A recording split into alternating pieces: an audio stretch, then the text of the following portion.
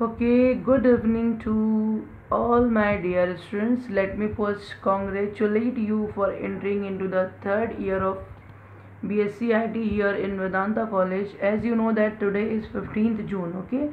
And we have to start our new academic syllabus from this day, but we are starting little bit differently this year just due to this deadly coronavirus. So I hope and I pray for your safety and your family safety. Please stay home and stay safe. Okay. So let me introduce myself. First, myself is Iram Khan. I will take your NGT, that is meant for next generation technologies. I will take this subject in semester 5. Okay. So let me go quickly with the agenda of today's session. I will first introduce why this NGT, what this mean, why it is included in your subject. Then we will discuss some important topics regarding your subject, and in last I always will go through the entire session. Once again we will go through a summarized view of the session, and in last slide I will always discuss some of the important questions which have been asked during the previous year question papers. ठीक है. So without any much wastage of time, let me go through the subject. Okay, so next generation technologies होता क्या है, ये क्यों include किया गया है न्यू सिलेबस में TYIT के, let's discuss. Okay, so next generation technologies actually वो टेक्नोलॉजीज़ हैं, वो डिवाइसेस हैं, वो मेथड्स हैं, वो तरीके हैं, वो इनोवेशंस हैं जो इंसान की डेली लाइफ को इम्प्रूव करने के लिए, इम्प्रोवाइज करने के लिए बनाई गए हैं. ठीक है. So next generation technologies mainly are the technologies which will develop new possibilities, which will develop new way of thinking. ठीक है. नया आइडिया, नया कुछ जनरेट करने का लोगों को मौका मिलेगा, नए चैलेंजेस सामने आएंगे. ठीक है. और ऐसी इनोवेशंस, ऐसी टेक्निक्स, ऐसी टेक्नोलॉजी हम लोग इन्वेंट करेंगे जिसके बारे में अभी तक नहीं सोचा गया था. For example blockchain technology which is currently, bitcoin के बारे में सबको पता है. ठीक है. So will have detail session on that also. Artificial intelligence we know very well, and drones. ठीक है. कुछ हमारे बच्चों ने तो ड्रोन्स बनाए भी थे लास्ट ईयर. ठीक है. सो ये करंट में आपने सुना होगा, बट आपको पता है कि अभी नेक्स्ट जो आ रहा है सबसे, या आ चुका है, नेक्स्ट जो आने वाला है, जो बहुत ही ज़्यादा टॉप 10 में अगर कहा जाए शामिल होगा, तो वो है आपका GIS, that is geographic information system. We know that the importance of GIS today, and big data, obviously big data. Okay, so these two are included actually in the top 10 next generation technologies, and I am very glad to tell you that I will take your both the subjects, that is big data and GIS. Big data, that is NGT, I will take in semester 5, and GIS I will take in semester 6. Okay, so these two technologies, these two new trending emerging technologies we are going to study in semester 5 and semester 6 respectively. Okay, so let me continue. Okay, let me tell you that I had used your reference book for making these slides, so don't go through any shortcuts, don't go through any notes and blah blah. Please go through reference book only. Okay, so I will mention the link for downloading your reference book in the subscription box. You can just go there and download your reference book. I will make the slides, I will take the lectures like this only. Okay, so let's go quickly with the syllabus. So what is big data? I told you that two new emerging technologies is big data and GIS. So big data आपको लगता है क्या big data मतलब क्या होता है? आप लोग बोलोगे जो डेटा बिग होता है वही बिग डेटा होता है, ऐसी तो आंसर करते हो आप लोग. ठीक है. So big data is like huge amount of data that is being generated on daily basis through social media, through internet surfing, through your browsing history, or through your commercial websites like Flipkart, Amazon, and those companies are generating huge amounts of data. Okay, so as the data is generated very fast and very speedily and in a huge amount, so there is always a challenge for storing, capturing and retrieving and processing these data. Okay, so that data is actually big data. So I will just read out the definition for you. Big data is a term used to describe data that has massive volume, बहुत ज़्यादा होता है, comes in a variety of sorry variety of structures. Variety of structure मतलब क्या, data सिर्फ textual नहीं होता, numerical भी होता है, इमेजेस भी होते हैं, ऑडियो भी होता है, वीडियो भी होता है. ठीक है, बहुत सारे टाइप के डेटा होते हैं. Comes in a variety of structures. एक स्ट्रक्चर्स मतलब क्या, कोई डेटा टेबल के फॉर्म में होगा, कोई डेटा स्प्रेडशीट के फॉर्म में होगा, कोई डेटा टेक्स्ट फाइल में होगा, कोई डेटा ऑडियो टेप में, वीडियो टेप में रिकॉर्डेड होगा. मतलब स्ट्रक्चर भी उसका अलग अलग होगा, फॉर्मेट भी अलग अलग होगा. ठीक है, and it is generated at very high velocity, speed. ठीक है, so these are actually 3 important V's. आप देखोगे वी वी वी, ये वाला वी, ये वी, विक्ट्री का वी. ठीक है, 3 इंपॉर्टेंट वीज ऑफ बिग डेटा. देख लो, आप वहाँ लिखा है volume, variety and velocity. Okay, volume बहुत ज़्यादा डेटा होता है. ठीक है, वैरायटी डिफरेंट टाइप्स के डेटा होते हैं, एंड वेलोसिटी बहुत तेज़ी से जनरेट होता है ये. ठीक है, बहुत ही स्पीड जनरेट होता है. 1 मिनट में, within a second, millions of tweets हो जाते हैं. ठीक है, this kind of data process challenges to the traditional RDBMS. अब जिसने भी DBMS पढ़ा होगा सेकेंड ईयर IT में, उसको समझने के लिए आसान होगा कि ये DBMS और RDBMS क्या है. Relational database management system is nothing but the data is stored in the form of relations, and relation is nothing but tables. The data which is stored in the form of tables is called as RDBMS, relational database management system. So इसके लिए एक challenge है. मतलब क्या, अरे भाई table में आप स्टोर कर रहे हो ना, एक सिंपल सा टेबल बना के रोज एंड कॉलम्स के फॉर्म में सेव कर रहे हो, बट अगर डेटा डिफरेंट फॉर्म का है, डिफरेंट टाइप्स का है, कहीं इमेजेस आ रहे हैं, कहीं ऑडियो आ रहा है, कहीं वीडियो आ रहा है, उसका तो कोई स्ट्रक्चर ही फिक्स नहीं है. और DBMS का एक स्ट्रिक्ट रूल है, you have to follow the structure, you have to follow the normal structure that is in the form of rows and columns. Okay, you have fixed number of rows, you have fixed number of columns. Certain columns have restrictions that you have to enter the some values and all. Big data doesn't follow these things.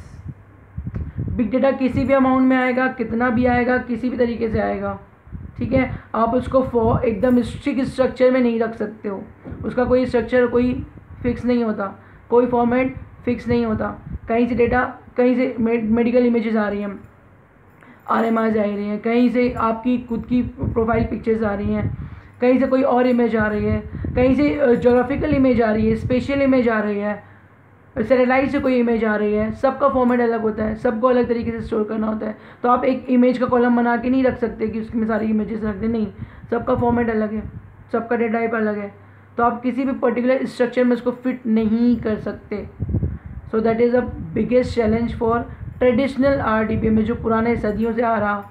ठीक है, उसके लिए बहुत बड़ा challenge हो जाता है. Not for just for storing, बल्कि उसकी प्रोसेसिंग और उसका जो है बहुत सारी चीज़ें जो होती हैं वो चैलेंज हो जाती हैं. तो हम इसके लिए हम लोग ने एक नया मेथड, नया चीज़ ऑब्वियसली नई प्रोसेसिंग स्ट्रेटजी निकालनी होगी, and that is what NGT and next generation technology and big data is about. Okay, so we will proceed with this.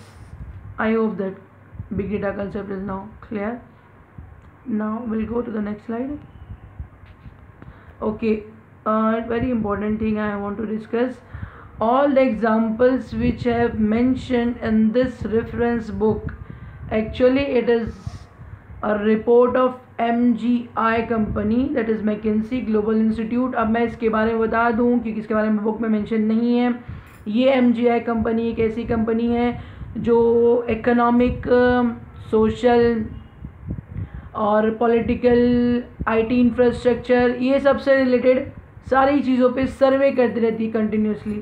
ठीक है, उसका इफ़ेक्ट, उसका इम्पैक्ट डेली लाइफ पे क्या पड़ रहा है, ये सारा सब कुछ निकाल के पब्लिश करती है, ताकि लोग जो है उसके बेसिस पे जो बड़ी बड़ी डिसीजन लेते हैं किसी भी टेक्नोलॉजी को इम्प्लीमेंट करने के लिए, कोई भी उसको लाने के लिए, तो वो उसके सर्वे के थ्रू, उसके रिपोर्ट्स के थ्रू जाती है।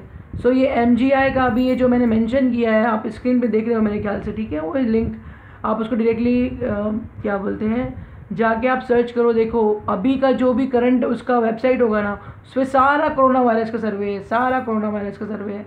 इकोनॉमी पे कैसे असर पड़ रहा है, तो इस पर कैसे असर पड़ रहा है, तो ये कैसे होगा, तो वो कैसे होगा, सारा सर्वे जो है टोटल वो कोरोना वायरस के बारे में आपको मिल जाएगा वहाँ पे, ठीक है। तो अगर कोई डिसीजन मेकर है, कुछ डिसीजन लेना चाहता है, कुछ मार्केट में लाना चाह रहा है या कुछ लाना चाहता है, तो एटलीस्ट वो सर्वे के थ्रू जाकर डिसीजन ले सकता है। तो जितनी भी एग्जांपल्स इस बुक में ली हुई हैं एक्चुअली ज़्यादातर MGI की रिपोर्ट्स के अनुसार, ओके, उसके मुताबिक या उसके अकॉर्डिंग है, okay. So you can see details of this company. Now will go to the next slide.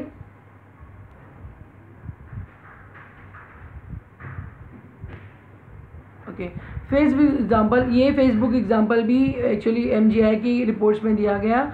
उसने क्या कि there were 968 million daily active users हैं, ठीक है। जून 2015 का एवरेज है, अभी 2015 5 साल पहले के, आप सोच लो कितने होंगे।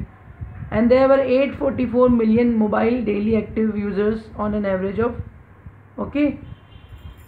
फिर आप देखोगे कि 1.49 billion monthly active users as of June 30 and 1.31 billion mobile monthly active users as of June 30, 2015,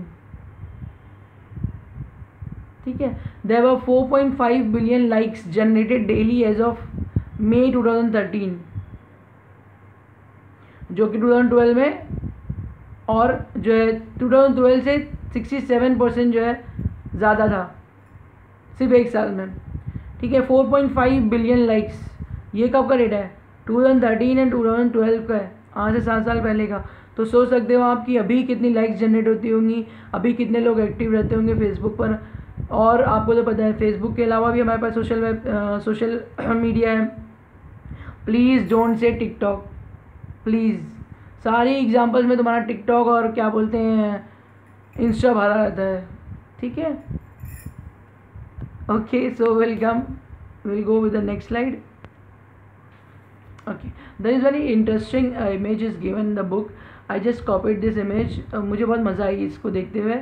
देखो क्या लिखा हुआ है, अगर आपने कुछ भी नहीं किया और बैठे रह गए आराम से, जैसे हम लोग अभी कुछ नहीं कर रहे लॉकडाउन में, बैठे रहते हैं आराम से, तो आपने कुछ भी नहीं किया प्रतिदिन और आप आराम से बैठे हैं पूरा इंटायर डे पे, आप सिर्फ ट्वीट्स रीड कर रहे हैं, जितने भी ट्वीट्स किए हैं, तो इस तरह बैठे बैठे आपको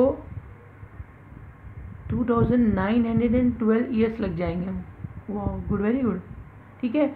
और आपने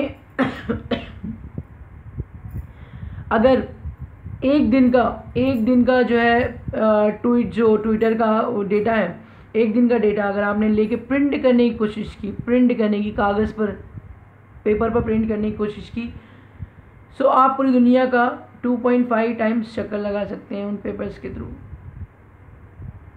इंटरेस्टिंग है ना।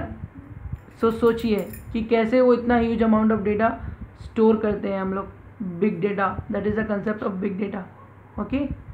सो let's go to the next slide.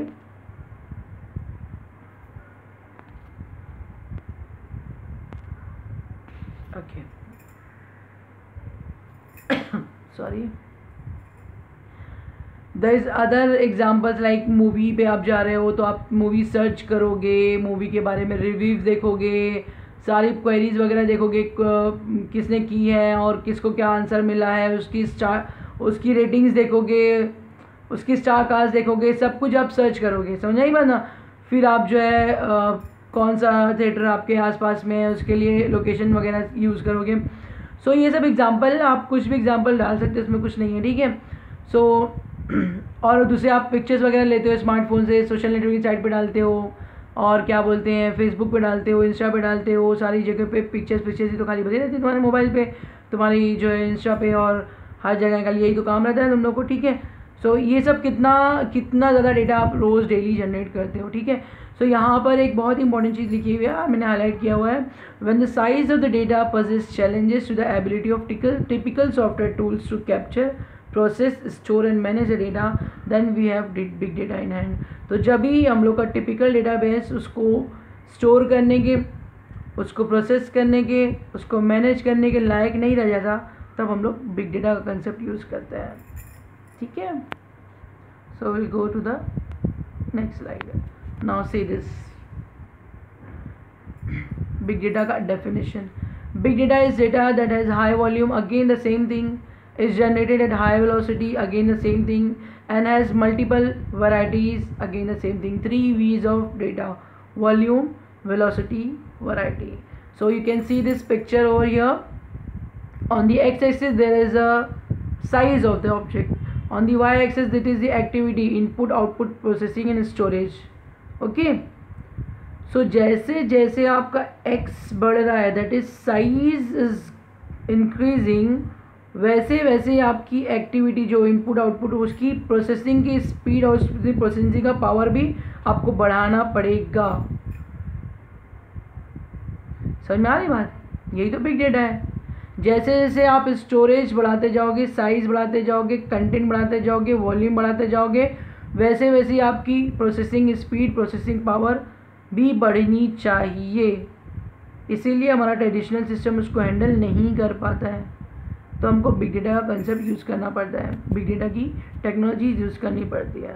Okay, so I hope up till now I am making effort. Next slide please. Okay, so again there is an important topic, facts about big data, which has been asked in the exam with the definition of big data. What is big data? And give the facts about the big data. Okay, so facts are nothing but certain case studies. Okay,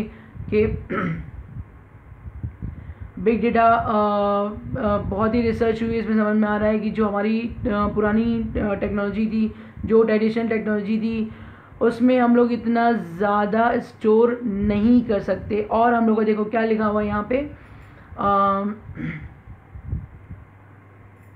okay, in a single year 2007 जितना amount data generate हुआ था is larger than the world's total capacity to store it.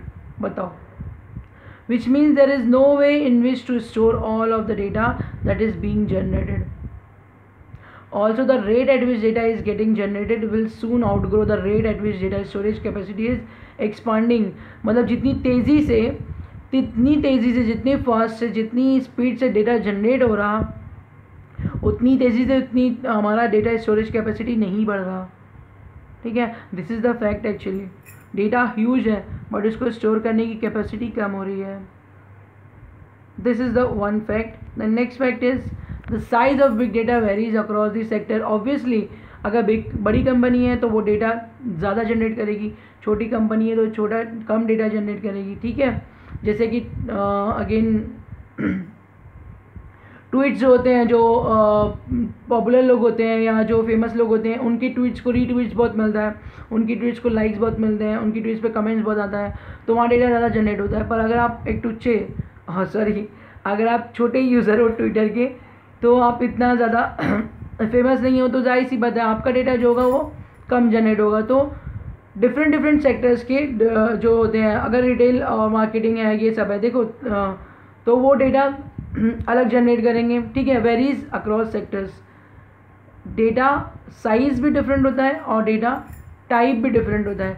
Size मतलब huge volume generate होगा बड़ी companies के through. ठीक है, छोटा जो वॉल्यूम या छोटी साइज़ के डेटा होंगे बनेंगे छोटी कंपनीज़ के थ्रू। तो यहाँ पे साइज़ आता है मेगाबाइट्स, गीगाबाइट्स, टीराबाइट्स। ठीक है, ये सब में। बट डेटा टाइप, जब बात डेटा टाइप की होती है तो डेटा टाइप मतलब क्या, अगर कोई मेडिकल है या मेडिकल स्टोर है या कोई ये है क्या बोलते डिस्पेंसरी है या कोई बहुत बड़ा हॉस्पिटल है, तो वहाँ की जो डेटा जनरेट होगा उसकी टाइप अलग होगी। That will be MRI images होंगे। ठीक है, पेशेंट्स के रिकॉर्ड्स होंगे, पेशेंट्स का इन एंड आउट होगा, पेशेंट्स की टेस्ट डिटेल्स होंगे। बट अगर वो कोई स्टूडेंट का डेटा है, कोई कॉलेज का डेटा है, तो वहाँ पे रिकॉर्ड अलग होगा, वहाँ पे स्टूडेंट का नेम होगा, रोल नंबर होगा। ठीक है, फीस डिटेल होगी, फीस स्ट्रक्चर होगा। तो यहाँ पे डेटा का टाइप भी अलग अलग हो रहा है। अगर ठीक है, For instance, retail and wholesale, administrative parts of government and financial services all generate significant amounts of text and numerical data, including customer data, transaction information and mathematical modeling and simulation data. But manufacturing में आ जाओगे, health care में आ जाओगे तो वहाँ पे अलग data मिलेगा आपको, जो है एक वहाँ पे CT स्कैन की इमेजेस होंगी, एक्सरेज की होंगी, ठीक है. तो यहाँ पे डेटा का सिर्फ साइज़ ही नहीं चेंज हो रहा है, डेटा का टाइप भी चेंज हो रहा है. तो पहला फैक्ट हमने देखा कि डेटा बहुत ही स्पीड से जनरेट हो रहा है, वेलोसिटी डिफर कर रही है, इतनी स्पीड से जनरेट हो रहा है कि उसको स्टोर करने के लिए हमारे पास इतनी कैपेसिटी नहीं हो रही है. सेकेंड हमने देखा कि साइज़ भी डिफरेंट हो रही है. थर्ड हमने देखा कि उसकी टाइप भी डिफरेंट हो रही है. Again this is 3 V's of data actually, velocity, volume and variety, and this is termed as facts about the big data. ठीक है. सो यहाँ पे नीचे दिया हुआ है कि जितना भी जोग्राफिक स्प्रेड हो रहा है बिग डेटा का, नॉर्थ अमेरिका एंड यूरोप, ये एक्चुअली टोटल बिग डेटा का 70% इन लोगों के पास ही है. आप लोगों को पता होना चाहिए कि हम लोग अपना डेटा जो है किसी और कंट्री के डेटा सेंटर पे भी रख सकते हैं, जैसे like by using cloud computing and all. So इसको आउटसोर्सिंग कहते हैं. तो BPO के बारे में आपने सुना होगा, जैसे बिजनेस प्रोसेस आउटसोर्सिंग होता है, बिजनेस कहीं और चलता है, उसकी प्रोसेसिंग, उसका जो सारा सिस्टम जो होता है वो किसी और कंट्री वाले हैंडल करते हैं. तो just like this only we can store our big data actually to different countries, region, different regions data centre with the help of cloud computing and all. ठीक है. सो ये फैक्ट्स अबाउट बिग डेटा था. I hope I made clear. Then next very important question regarding your exam, and let me tell you that अगर मैं बोलूँ कि पूरी book का सबसे ईजी क्वेश्चन, पूरी बुक का, पूरी NGT की बुक का सबसे ईजी क्वेश्चन क्या होगा, तो ये होगा बिग डेटा सोर्सेज. खाली पे कम भाग है, आपको पूरा अपने ओन से लिखना है. ठीक है. बिग डेटा सोर्सेज मतलब from where you get that big data, from where you get the huge amount of data, from where you are getting the volumes of data. Okay. So obviously you know that I'm using my mobile phone, I'm generating data. I'm using my social websites, I'm using my Facebook, I'm generating data. Okay. I'm sharing my pictures, images, I'm generating data, and these sources are listed over here. You can see mobile use, आप जितना mobile use करते हो सबसे ज़्यादा, see that 59% of this data of big data is generated through use of mobiles. उसके बाद cloud computing, जो आप अपना डेटा स्टोर करते हो ड्राइव्स वगैरह पे. ठीक है. Then collaboration, interaction, then communication के थ्रू आप 47%, and then social media obviously it's contributing to the huge amount of data, again 43%, and then again YouTube and videos and all your TikTokias and all. ठीक है. 35%. So you can easily write down the answer of this question, that is sources of big data, with an image like this. Okay. You will get easily score for this. Now it's that whatever you have seen in the image, it has written in the textual formats, like industries, healthcare, social media, Facebook, Twitter. Don't write TikTok, don't write Instagram. ठीक है. थोड़ा सा अच्छा सा sophisticated answer लिखा करो, TikTok मत लिखा करो हर जगह. ठीक है. Then smartphones obviously. ठीक है. तो ये सारी चीज़ें डे टू डे लाइफ में हम लोग जो इंटरनेट यूज़ करते हैं उसकी वजह से हम लोग इतना ह्यूज डेटा जनरेट कर रहे हैं. Okay. Now next slide. The model has change now. few earlier there were few companies generating data and that is consumed by all of us. Now it has changed. We all are generating data and we all are consuming data. So it's like one to many, somewhat like one to many, and now it is many to many relationship. Old model, few companies are generating data and all others are consuming, so there is no issue of storing and all that capacity issue was not there. But now we all are generating data and we are all are consuming that data. Okay. So till now I think okay. So I told you that I will discuss some questions which have been asked in the previous year question papers. So these 3 questions were been asked in the previous year question papers, and all these questions we have discussed. That is, what is big data? Big data is nothing but the data which is huge, created at very high speed, and comes in varieties, that is big data. Okay, facts about big data, we know that there are 3 facts. Okay, that is our data is huge, processing speed is slow. So what is going to be next? And then the data is again coming in various sizes, so it's very difficult to fit into a structured format, because sometimes data is too low and sometimes data is too big. So if you have a fixed storage, then how you will fit the large amount of data? If large amount of data, then data is going to be trimmed. If the structure is too big and the data is too small, then many of the capacity storage we are wasting. Okay, so the third one is sources of big data, again very important, from where we are getting that those huge amounts of data to be stored, to be processed. Okay, so thank you so much for your listening. If you have any questions regarding these 3 questions, or regarding the subject, or regarding anything, you can just comment in the comment section. Thank you so much.